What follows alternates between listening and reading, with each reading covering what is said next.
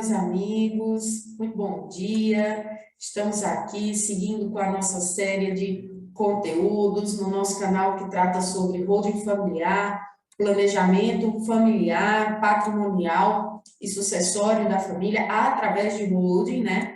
Deixando sempre claro que holding não é a última bolacha do pacote, não é a nossa última opção de trabalho, né, pode e deve ser conjugada a outros instrumentos de planejamento sucessório, mas devido à sua complexidade, devido à robusteza do Instituto, a gente está aqui sempre falando sobre holding familiar para analisar aí os principais pontos de atenção, de análise do Instituto. Se você não me conhece, esse é seu primeiro vídeo, eu me chamo Gleice Alves, sou advogada e estou aqui com vocês à frente dessa grande comunidade aberta para a gente tratar de alguns temas relacionados à holding familiar, tá?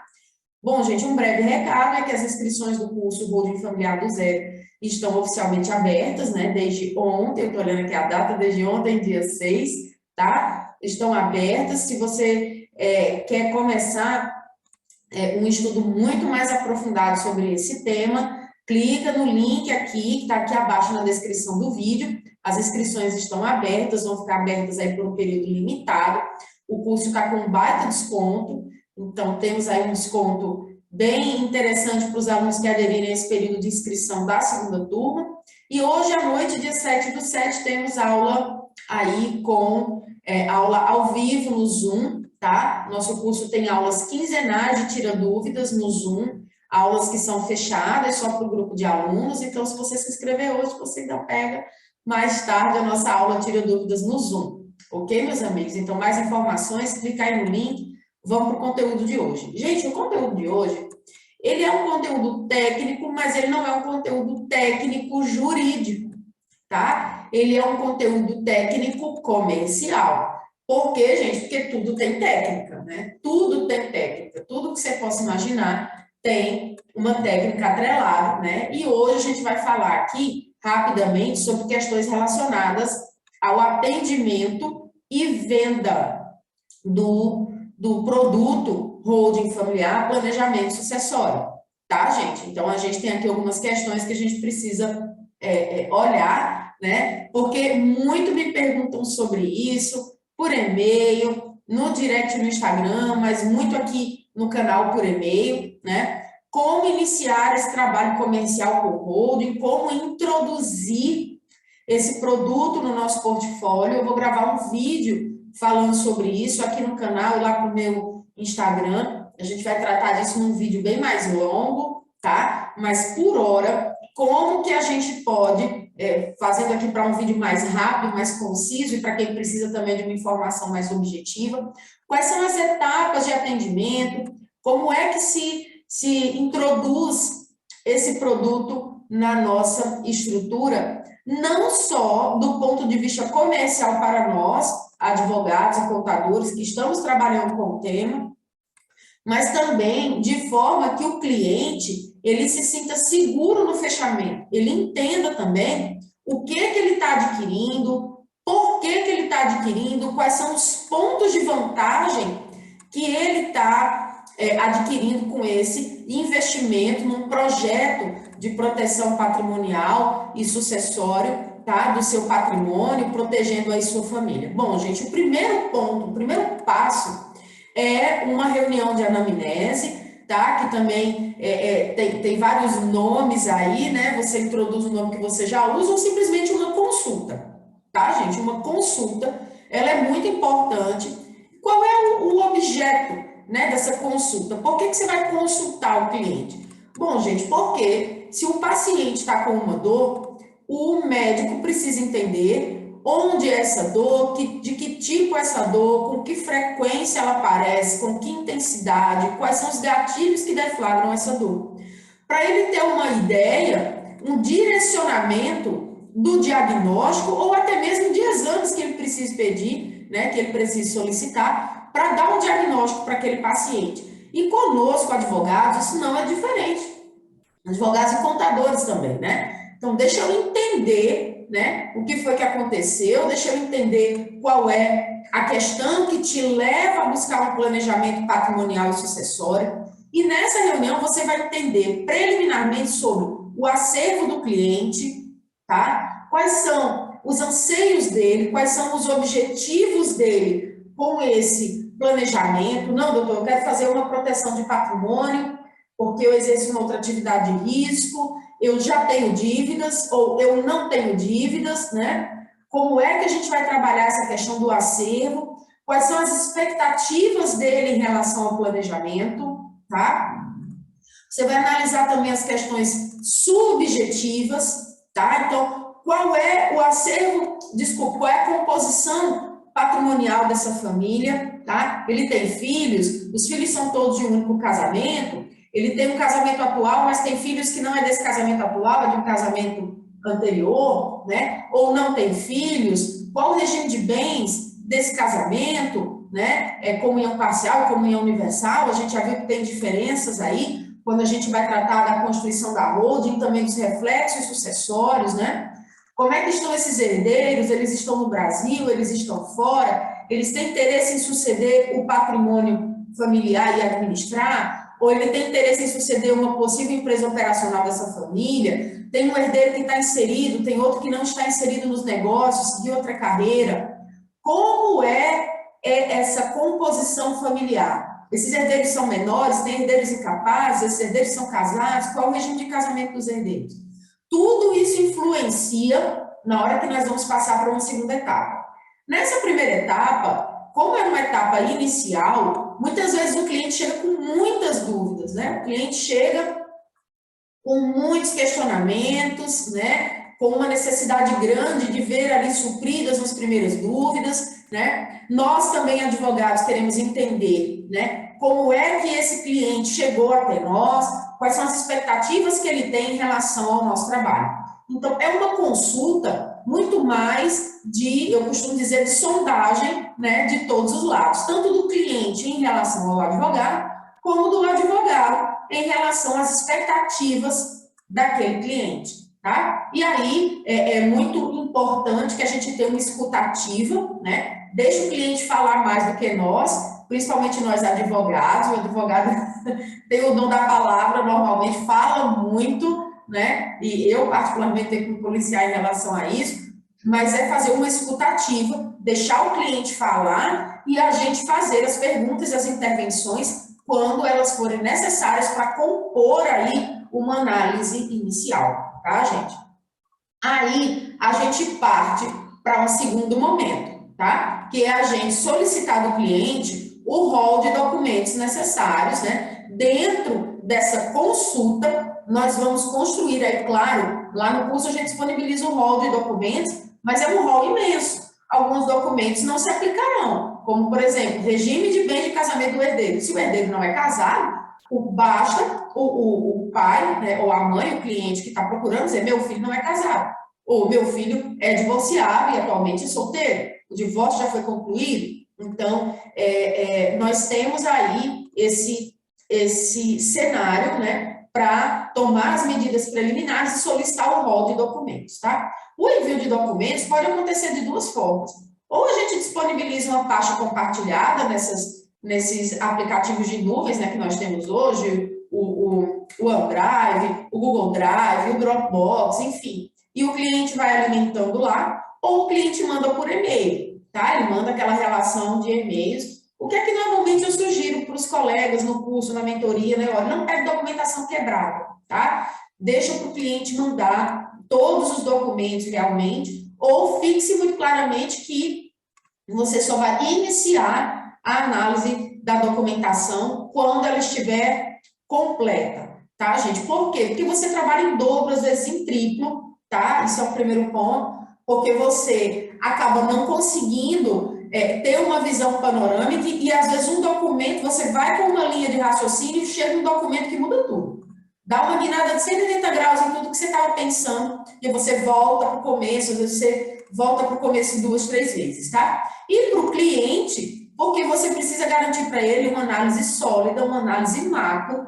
Essa é a fase em que você vai fazer aí uma análise geral, né, desse planejamento, né, desse cenário. É o momento em que, de posse da documentação, a gente vai fazer aí uma análise, né, de uma comparação de como funciona, como seria a transmissão desse patrimônio via inventário, como ela se daria via planejamento sucessório, tá? Você vai fazer ter essa visão panorâmica, alinhado com as expectativas que o cliente trouxe lá na primeira consulta, você sabendo que o objetivo maior dele é uma eficiência tributária, você vai fazer o seu planejamento voltado para uma eficiência tributária. Se a busca dele é um planejamento sucessório muito bem feito, que a preocupação dele maior não é nem a questão tributária, é a sucessão de patrimônio, você vai se debruçar muito mais sobre isso. Claro, como nós já vimos aqui, planejamento sucessório, ele tem vários pilares, a organização patrimonial, organização societária, proteção patrimonial e otimização tributária. Nesses dois pilares entram também o planejamento sucessório, se o cliente já quer avançar para essas etapas desde o início, que é o que a gente recomenda, tá? Não deixar isso para um momento futuro, né? Já iniciar o projeto, iniciar e terminar como um todo, tá? Então, é nesse momento que você vai fazer aí a análise dessa documentação, tá? Na terceira fase, você já vem para uma anamnese mais detalhada. É quando a gente faz a redução dessas informações numa planilha, tá? E aí a gente vai fazer a diagramação inicial do projeto do cliente, tá, gente? Então a gente vai olhar lá, olha, qual seria realmente o custo real de um inventário, você coloca lá e faz as projeções financeiras reais. Nesse caso desse cliente, nós teríamos ITBI? Não teria ITBI, aqui muito provavelmente está apontando para uma imunidade, ou então, olha, não, ele tem vários imóveis, já estão todos alugados, a empresa realmente vai ter natureza imobiliária, vamos considerar o ITBI aqui no cenário.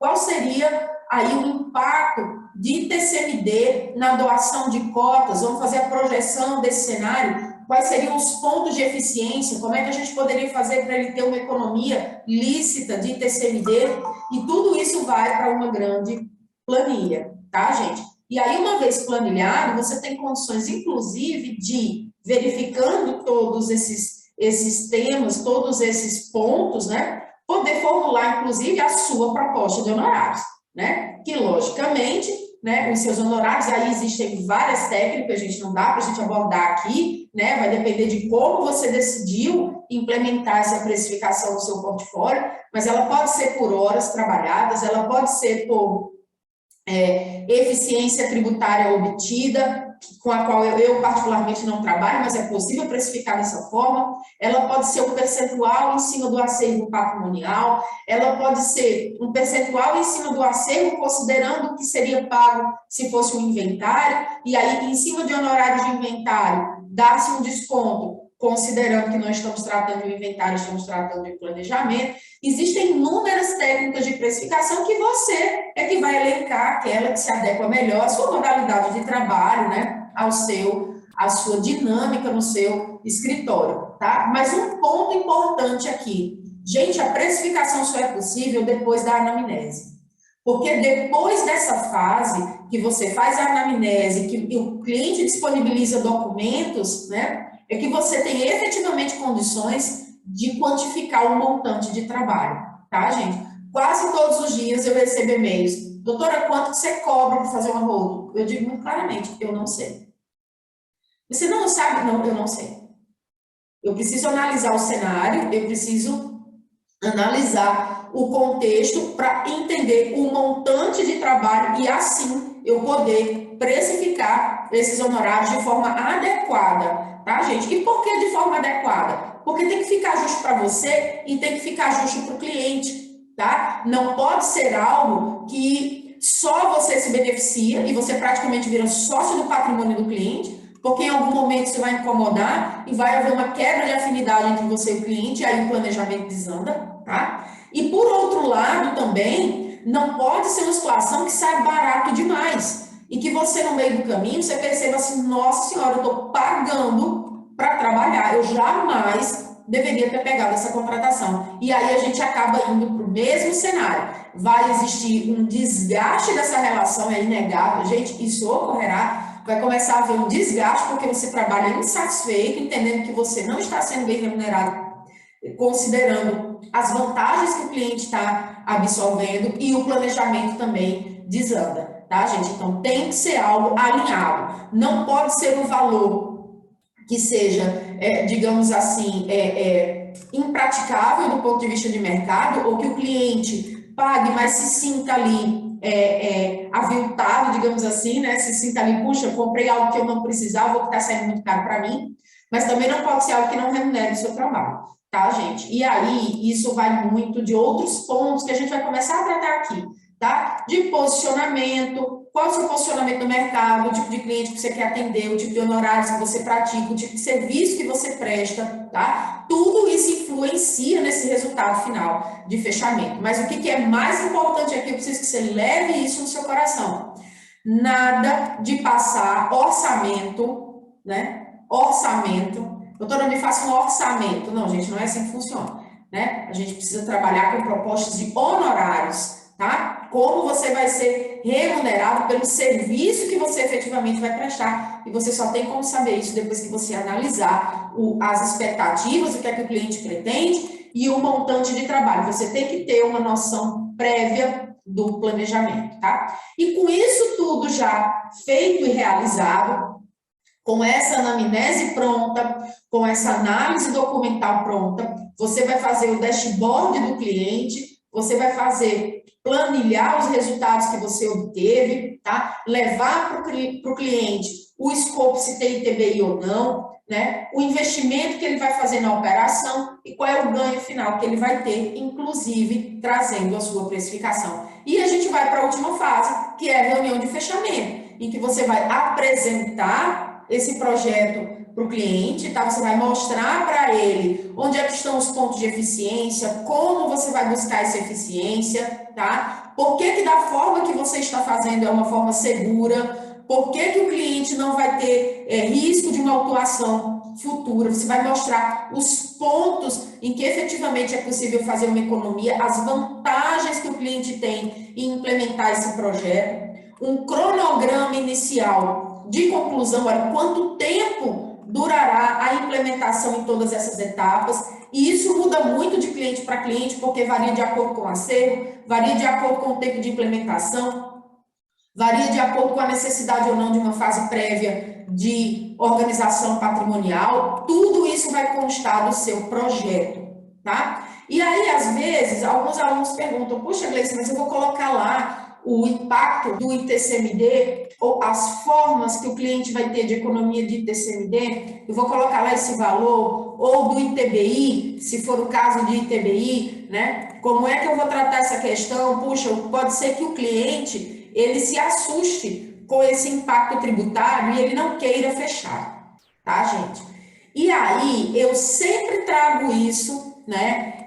Houve um momento que isso foi também uma preocupação para mim, né, gente? Principalmente no começo, você está muito ansioso para fechar o primeiro cliente, e aí você fica naquela, puxa, se eu mostrar isso aqui, talvez ele não queira o projeto, né, gente? E aí eu vou abrir um ponto aqui para vocês, tá?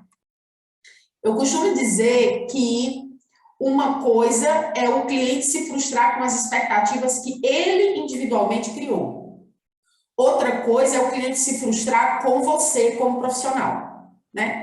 E aí são bem distintas, né? Quando a gente assume a responsabilidade de que, olha, pela comunicação que eu faço, pelas coisas que eu apresento, a responsabilidade de fato é minha. Então, se você já tem noção, se já é possível você ter uma ideia desse impacto do custeio do projeto, né? Eu sempre sugiro que a gente, como profissional, o faça e mostre para o cliente o investimento total desse projeto. A objeção dele não pode estar aí. Num primeiro momento, sempre estará, porque o custeio de qualquer projeto é sempre a objeção inicial, seja isso o que for na vida da pessoa, né? Mas a gente precisa trazer para o cliente, olha, você está tendo um custo de um investimento aqui no custeio desse projeto para oferir estes benefícios aqui, se for, se tiver tributação de receita locatícia, o objetivo, o benefício é imediato, né? Você tem benefícios de médio prazo e tem benefícios aqui de longo prazo, né? Por que que eu acho importantíssimo trazer isso? Porque o cliente, quando ele inicia o projeto, ele já inicia sabendo as projeções de custo, ele já inicia sabendo o tempo que vai levar para ele concluir, ele já inicia sabendo como você vai trabalhar. Ele inicia um projeto com o pé no chão. A pior coisa que existe é o cliente achar, ter a ideia de que o único custo, digamos assim, que ele vai ter, porque no primeiro momento na cabeça dele é custo, tá? Ele dizer assim, não, o que eu vou ter que trazer aqui de investimento são os honorários do advogado. E aí você chega para ele e diz assim, ó, sabe o que é? Tem 30 mil de TBI para pagar. E depois vai ter mais uns 60, 70 de TCMD.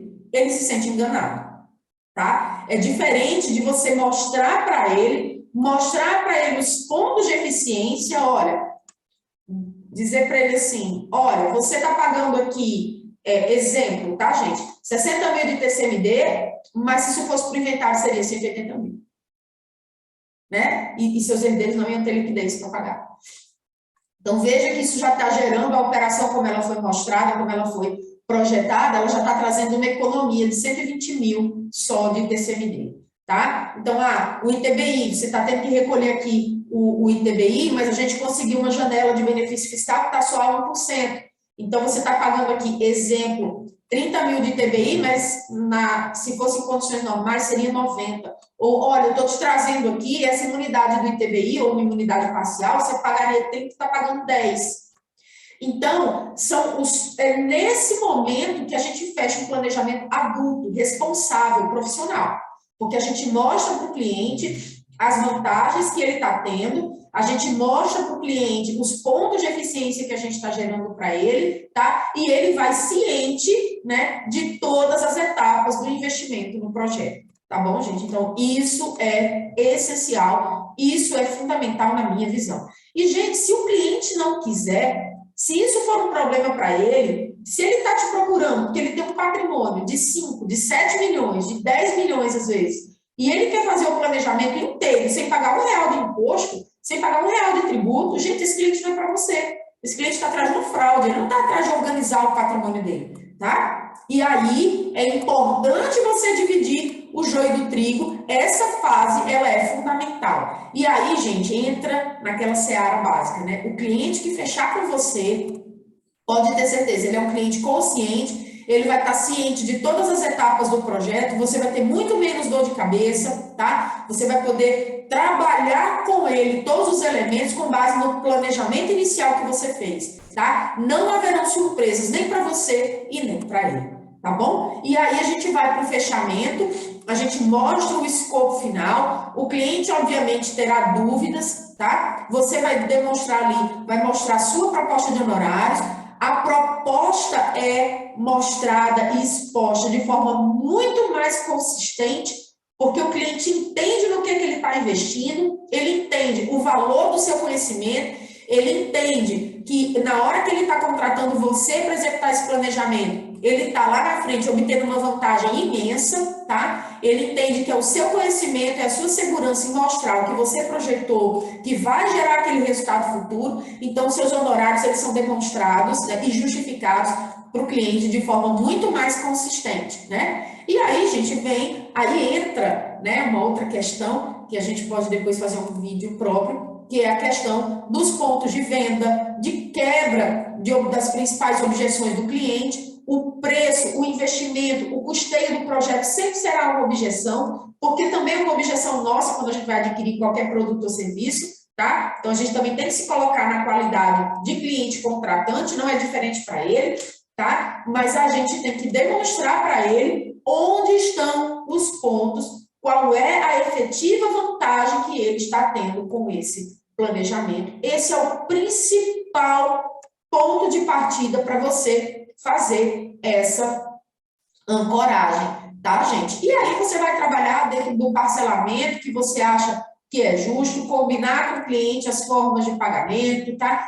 Que existem inúmeras, tá? Inúmeras formas de se precificar e inúmeras formas de diluir esses honorários no tempo, tá? E aí vai depender, como eu disse, gente, a gente precisaria de muito mais aprofundamento. Não é possível fazer isso aqui nesse momento, né? Mas o que é importante é você ir para uma reunião de fechamento, nada de enviar proposta por e-mail, o cliente não vai entender a sua proposta, porque planejamento patrimonial e sucessório, ainda mais executado através de holding, são propostas complexas, tá? Que precisam ser explicadas, elas precisam ser expostas, e o cliente precisa ter um ambiente de formulação de perguntas e de quebra de objeções, tá? E aí, gente, um detalhe, nem sempre o cliente fecha naquele momento, tá? Porque muitas vezes é uma enxurrada de informações, muitas vezes ele quer consultar a família, ele quer analisar melhor o projeto, tá? Isso acontece, né? E aí depois você entra em contato, marca uma nova reunião, vê a possibilidade de uma nova reunião para quebra de novas objeções, retirada de dúvidas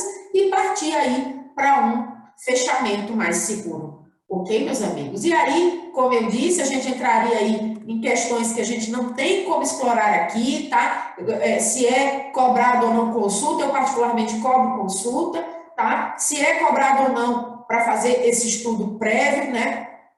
Como se precifica esse estudo preliminar, como que é feita a precificação de honorários ao final, como eu disse, são temas bem complexos que a gente pode abordar aqui em aulas específicas para trazer, porque cada tema desse, gente, dá um vídeo, com certeza dá uma aula aí de mais de uma hora, porque são questões complexas, tá bom? Mas o que eu queria trazer aqui é que você tem basicamente essas 4 etapas, a consulta, né, ou a reunião de anamnese, uma consulta inicial. Passo 2, levantamento de documentos, né, e de informações adicionais, tá? Terceiro ponto, a análise documental, essa é você, seus neurônios e a sua mesa, tá? A análise documental, a análise juntando com o que o cliente trouxe e os documentos, você vai fazer o projeto. E a quarta etapa, que é a apresentação do projeto, da proposta de honorários, numa reunião de fechamento.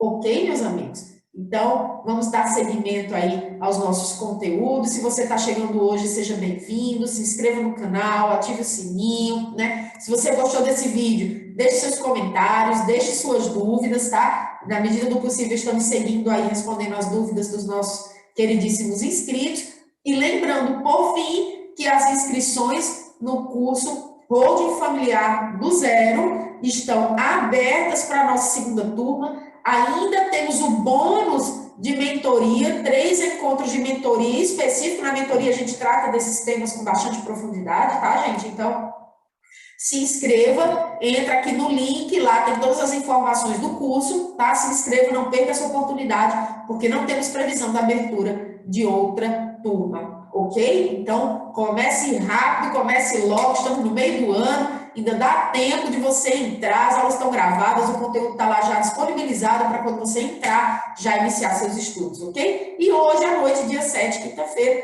temos as aulas quinzenais. Se você se inscrever hoje, de repente você já participa da nossa aula de hoje, aula Tira Dúvidas pelo Zoom. Ok, meus amigos? Então, um fortíssimo abraço, até nosso próximo vídeo.